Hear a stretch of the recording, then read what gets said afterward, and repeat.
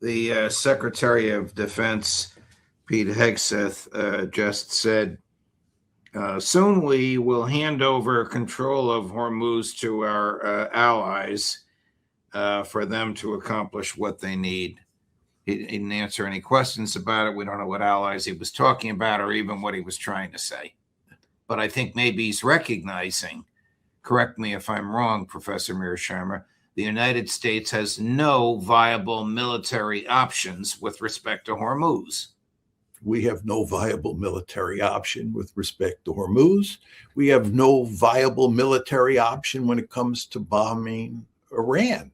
And what we've ended up doing is putting this sea blockade on Iran and hoping that that will work. But if you read what President Trump is saying and his supporters are saying, I think they understand that the blockade will take a long time to work, if it will ever work, and time is not on our side. And I think what you saw happen yesterday is a recognition that the blockade is not working, not the way they want it to work, and they have to do something to speed up the process.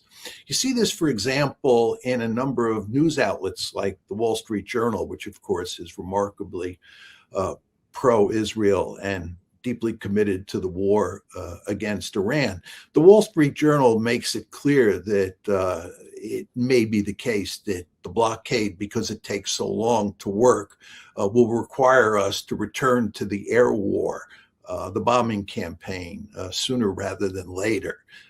And what the Wall Street Journal is saying, and of course the Trump people are thinking the same thing, is that we have got to find an additional way to the blockade to bring the Iranians to their knees. You know, the blockade alone is just not going to do it. So again, yesterday we tried to force the straits. That didn't work. And maybe we'll try a bombing campaign again, and that will backfire big time, just as yesterday's events backfired big time. So there is no solution here with military force. What you're going to have to do is work out a deal with the Iranians. And we, of course, can't bring ourselves to do that because the Iranians have won.